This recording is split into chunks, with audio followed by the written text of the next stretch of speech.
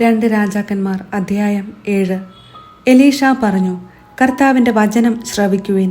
അവിടുന്ന് അരുളി ചെയ്യുന്നു, നാളെ ഈ നേരത്ത് സമരിയായുടെ കവാടത്തിൽ ഒരളവ് നേരിയ മാവ് 1 ശെക്കലിനും 2 അളവ് ബാർലി 1 ശെക്കലിനും വിൽക്കപ്പെടും.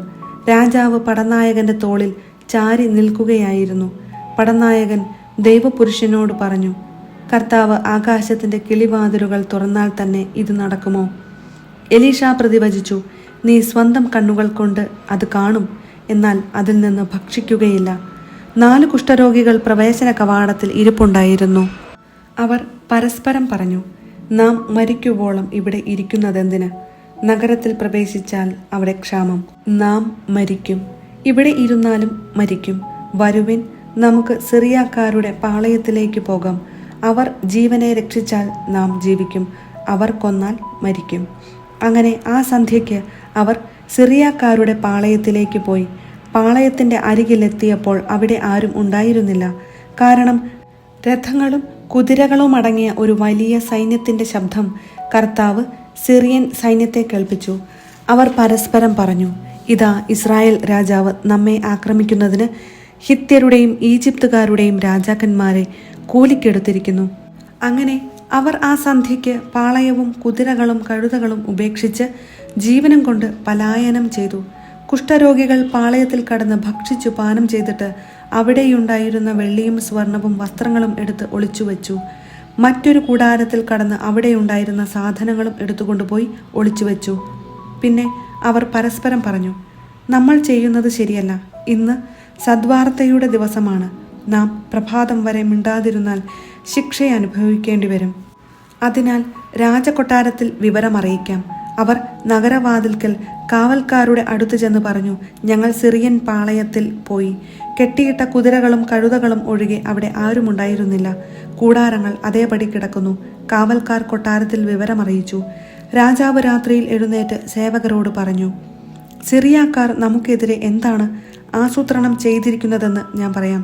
നാം വിശന്നിരിക്കുകയാണെന്ന് അവർക്കറിയാം. അതിനാൽ നാം നഗരത്തിന് പുറത്തു കടക്കുമ്പോൾ നമ്മെ ജീവനോടെ പിടിക്കുകയും തങ്ങൾക്കു നഗരത്തിൽ പ്രവേശിക്കുകയും ചെയ്യാമെന്ന് ഉദ്ദേശിച്ച് അവർ പാളയത്തിന് പുറത്ത് വെളിംപ്രദേശത്ത് ഒളിച്ചിരിക്കുകയാണ്.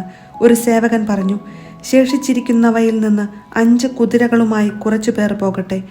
നശിച്ചു കഴിഞ്ഞ ഇസ്രായേൽ ജനത്തിൻ്റെ വിധി തന്നെ ആയിരിക്കും അവശേഷിച്ചിരിക്കുന്നവർക്കും. നമുക്ക് അവരെ അയച്ചു നോക്കാം.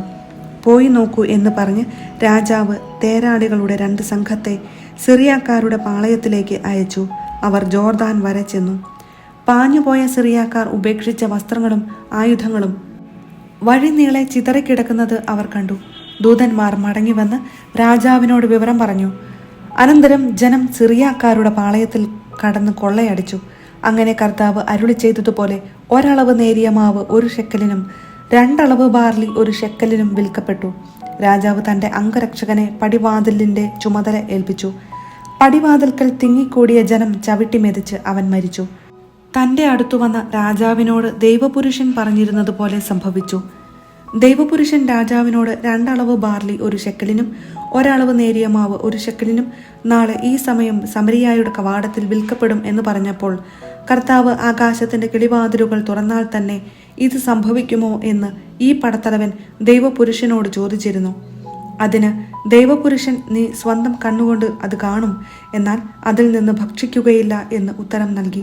അങ്ങനെ ഇത് സംഭവിച്ചു. ജനം പടിവാതിൽക്കൽ അവനെ ചവിട്ടി മെതിച്ചു. അവൻ മരിച്ചു. 2 രാജാക്കന്മാർ അധ്യായം 8. ക്ഷാമത്തെക്കുറിച്ച് മുന്നറിയിപ്പ്. താൻ പുനർജീവിപ്പിച്ച കുട്ടിയുടെ അമ്മയോട് എലീഷ പറഞ്ഞിരുന്നു, നീയും കുടുംബവും വീട് വിട്ട് കുറച്ചുകാലം എവിടെയെങ്കിലും പോയി താമസിക്കുക. കർത്താവ് ഈ നാട്ടിൽ ക്ഷാമം വരുത്തും. അത് 7 വർഷം നീണ്ടു നിൽക്കും. അവൾ ദൈവപുരുഷന്റെ വാക്കനുസരിച്ച് പ്രവർത്തിച്ചു. അവളും കുടുംബവും ഫിലിസ്ത്യരുടെ നാട്ടിൽ പോയി 7 കൊല്ലം താമസിച്ചു.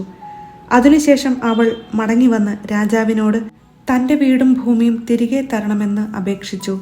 എലീഷ ചെയ്ത വൻ കാര്യങ്ങൾ അവൻ്റെ ഭൃത്യൻ ഗഹസിയോട് രാജാവ് ചോദിച്ചറിയുകയായിരുന്നു.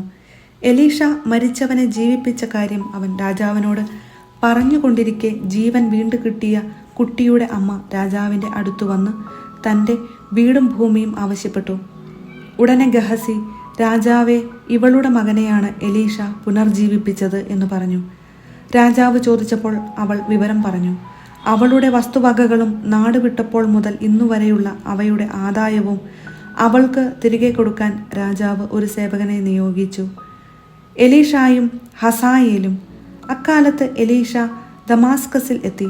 സിറിയ രാജാവായ ബൻഹദാദ് രോഗഗ്രസ്തനായിരുന്നു. ദൈവപുരുഷൻ വന്നെന്ന് അറിഞ്ഞ് രാജാവ് ഹസായേലിനോട് പറഞ്ഞു, നീ ഒരു സമ്മാനവുമായി ചെന്ന് ഞാൻ രോഗവിമുക്തനാകുമോ എന്ന് കർത്താവിനോട് ആരായാൻ ദൈവപുരുഷനോട് അഭ്യർത്ഥിക്കുക. അവൻ ദൈവപുരുഷനെ കാണാൻ ചെന്നു. ദമാസ്കസിൽ നിന്ന് 40 ഒട്ടകച്ചുമട് സാധനങ്ങൾ സമ്മാനമായി എടുത്തിരുന്നു. അവൻ വന്ന് എലീഷായോട് പറഞ്ഞു, നിന്റെ മകൻ സിറിയ രാജാവായ ബൻഹദാദ് താൻ രോഗവിമുക്തനാകുമോ എന്നറിയാൻ എന്നെ നിന്റെ അടുത്ത് അയച്ചിരിക്കുന്നു. എലീഷ പറഞ്ഞു, തീർച്ചയായും രോഗവിമുക്തനാകുമെന്ന് പോയി അറിയിക്കുക. എന്നാൽ അവൻ നിശ്ചയമായും മരിക്കുമെന്ന് കർത്താവ് എനിക്ക് വെളിപ്പെടുത്തിയിരിക്കുന്നു. അവൻ അസ്വസ്ഥനാകുവോളം എലീഷ കണ്ണിമയ്ക്കാതെ അവനെ നോക്കി നിന്നു. പിന്നെ കരഞ്ഞു. ഹസായേൽ ചോദിച്ചു, പ്രഭോ, എന്തിനാണ് അങ്ങ് കരയുന്നത്? അവൻ പറഞ്ഞു, നീ ഇസ്രായേൽ ജനത്തോട് ചെയ്യാനിരിക്കുന്ന ക്രൂരത ഓർത്തിട്ടു തന്നെ. നീ അവരുടെ കോട്ടകൾക്ക് തീ വയ്ക്കുകയും അവരുടെ യുവാക്കന്മാരെ വാളിനിരയാക്കുകയും അവരുടെ പൈതങ്ങളെ അടിച്ചു കൊല്ലുകയും ഗർഭിണികളുടെ ഉദരം പിളർക്കുകയും ചെയ്യും. ഹസായേൽ ചോദിച്ചു, നിസ്സാരനായ ഈ ദാസന് ഇത്രയെല്ലാം ചെയ്യാൻ കഴിയുമോ? എലീഷ പ്രതിവചിച്ചു, നീ സിറിയായിൽ രാജാവാകുമെന്ന് കർത്താവ് എനിക്ക് വെളിപ്പെടുത്തിയിരിക്കുന്നു. അനന്തരം അവൻ തൻ്റെ യജമാനൻ്റെ അടുത്തേക്ക് മടങ്ങി. യജമാനൻ ചോദിച്ചു, എലീഷ എന്തു പറഞ്ഞു? അവൻ മറുപടി പറഞ്ഞു, അങ്ങ് നിശ്ചയമായും സുഖം പ്രാപിക്കുമെന്ന് പറഞ്ഞു. പിറ്റേ ദിവസം അവൻ ഒരു പുതപ്പെടുത്ത് വെള്ളത്തിൽ മുക്കി രാജാവിൻ്റെ മുഖത്തിട്ടു. അങ്ങനെ അവൻ മരിച്ചു. ഹസായേൽ രാജാവായി. യൂദ രാജാവായ യഹോറാം. ഇസ്രായേൽ രാജാവായ ആഹാബിൻ്റെ പുത്രൻ യോറാമിൻ്റെ 5-ാം ഭരണവർഷം യൂദ രാജാവായ യഹോഷാഫാത്തിൻ്റെ പുത്രൻ യഹോറാം ഭരണമേറ്റു. അപ്പോൾ അവന് 32 വയസ്സുണ്ടായിരുന്നു. അവൻ 8 കൊല്ലം ജെറുസലേമിൽ ഭരിച്ചു. ആഹാബിൻ്റെ ഭവനം ചെയ്തതുപോലെ തന്നെ അവൻ ഇസ്രായേൽ രാജാക്കന്മാരുടെ വഴികളിൽ നടന്നു. കാരണം ആഹാബിൻ്റെ പുത്രിയായിരുന്നു അവൻ്റെ ഭാര്യ. അവൻ കർത്താവിൻ്റെ മുൻപിൽ തിന്മ പ്രവർത്തിച്ചു. എങ്കിലും കർത്താവ് തൻ്റെ ദാസനായ ദാവീദിനെ പ്രതി യൂദായെ നശിപ്പിച്ചില്ല. കാരണം അവനും അവൻ്റെ പുത്രന്മാർക്കും പിൻഗാമി അറ്റുപോവുകയില്ലെന്ന് അവിടുന്ന് വാഗ്ദാനം ചെയ്തിരുന്നു. അവൻ്റെ കാലത്ത് ഏദോം യൂദായുടെ കീഴിൽ നിന്ന് ഭിന്നിച്ച് സ്വന്തമായി ഒരു രാജാവിനെ വാഴിച്ചു. അപ്പോൾ യഹോറാം രഥങ്ങളോടുകൂടി സയീറിലേക്ക് കടന്നു.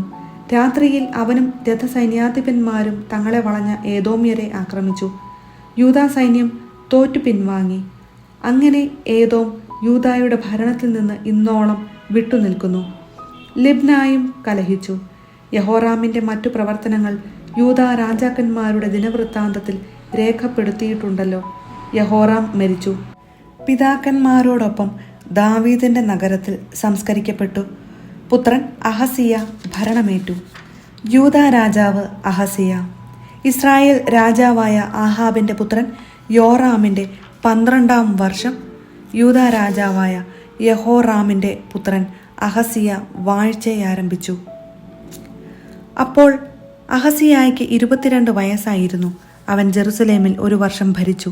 അത്താലിയ ആയിരുന്നു അവൻ്റെ അമ്മ. അവൾ ഇസ്രായേൽ രാജാവായ ഓമ്രിയുടെ പൗത്രിയായിരുന്നു. അഹസിയ ആഹാബിൻ്റെ വഴികളിൽ നടന്നു. ആഹാബിൻ്റെ ഭവനം ചെയ്തിരുന്നതുപോലെ കർത്താവിൻ്റെ മുൻപിൽ അവനും തിന്മ ചെയ്തു. കാരണം ആഹാബിൻ്റെ ഭവനത്തോട് അവൻ വിവാഹം വഴി ബന്ധപ്പെട്ടിരുന്നു. അവൻ സിറിയ രാജാവായ ഹസായേലിനെതിരെ യുദ്ധം ചെയ്യാൻ ആഹാബിൻ്റെ പുത്രൻ യോറാമിനോടുകൂടെ റാമോത്ത് ഗിലെയാദിൽ പോയി. അവിടെ വച്ച് സിറിയാക്കാർ യോറാമിനെ മുറിവേൽപ്പിച്ചു. സിറിയ രാജാവായ ഹസായേലിനെതിരെ യുദ്ധം ചെയ്യുമ്പോൾ റാമായിൽ വെച്ച് സിറിയാക്കാർ ഏൽപ്പിച്ച മുറിവുകൾ സുഖപ്പെടുത്താൻ യോറാം രാജാവ് ജസ്രേലിലേക്ക് മടങ്ങി. യൂദാ രാജാവായ യഹോറാമിൻ്റെ പുത്രൻ അഹസിയ അവനെ സന്ദർശിക്കുന്നതിന് ജസ്രേലിൽ ചെന്നു.